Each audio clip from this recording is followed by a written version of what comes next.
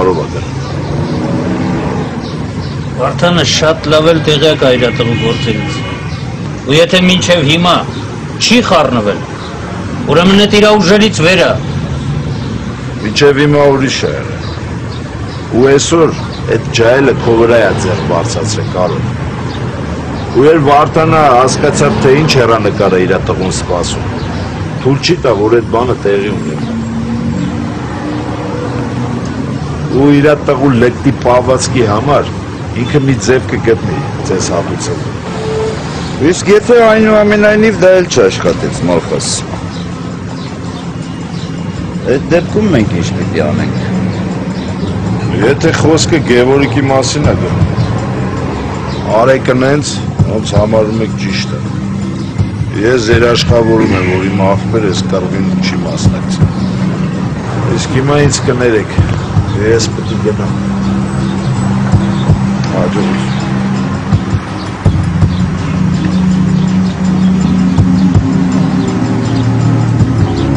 Մալխասը մտածում է, թե Վարուժեն ինվալիդի կալասկի վրա նստած խելոք տղեն է։ Մալխասը կարա Վարուժին ստիպի, որ դուրս գա դրանց շարքերից։ Ոչ Մալխասը, ոչ էլ որևէ մեկը չեն կարա դրանց այդ ճանապարհից հետ բերել։ Տղերքն արդեն առել են փողի ու իշխանության համար։ Կամավոր իրանց դիրքերը չեն սիջի։ 100% Երեմ ջան։ Ու էլ չեմ խոսում, որ Գևորգը այդ ֆազանուտին կարող է մի օր էլ քնից զարթնի ու մտածի, որ իր սաղ խնդիրները կարելի է լուծել մեզ վերացնելով։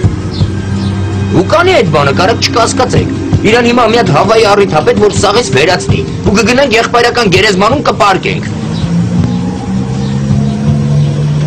Կավոք սրտի քո խոսքերը հեռու չեն իրականությունից։ Հիմա այդ տղուց ամեն ինչ սպասելու է,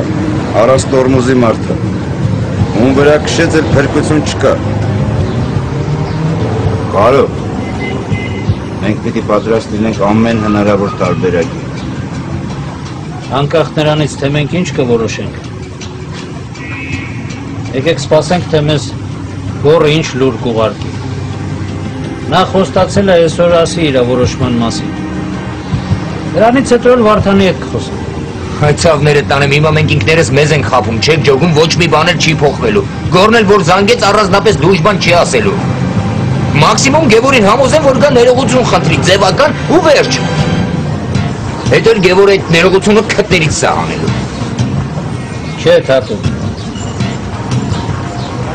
Այս անգամ սովորական ներողությունով չի պրծել։ Ես քեզ գարանտիա եմ տալու։ Այն մարդը, որին վրա ձեռը բարձրացել,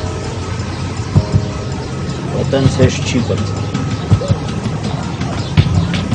Ես մի ապտակ ու ուղղակի իրավունք չունենք անուշադրության մասին։ Չէ վաղը սաղ քաղաքը դրա մասին կխոսա ու կծիծաղե մերեկներս։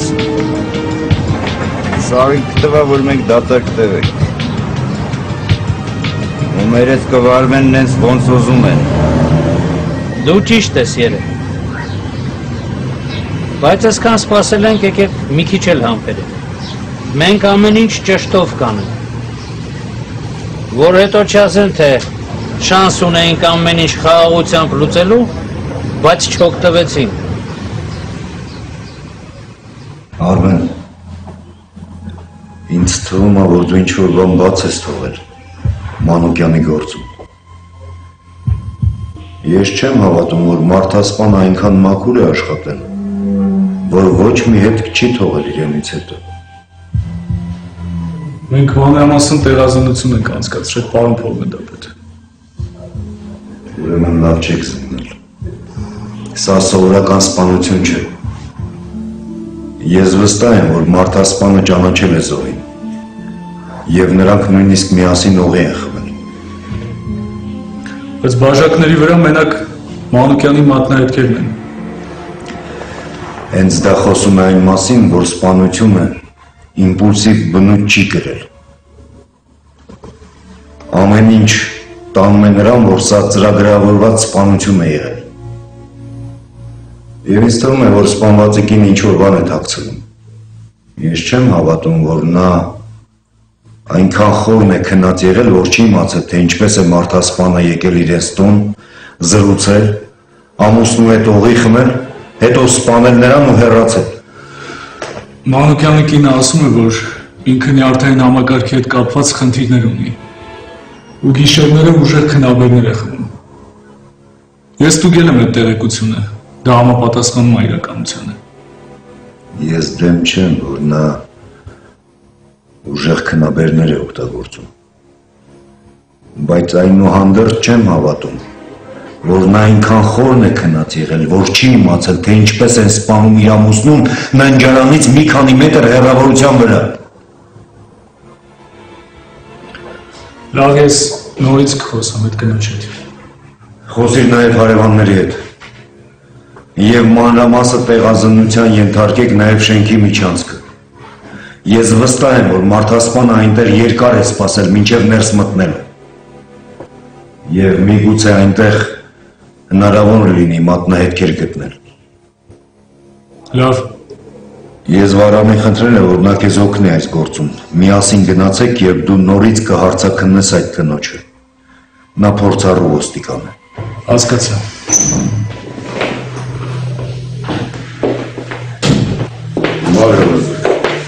Բարև ձեզ, պարոն գեներալ։ Բարև Արմեն։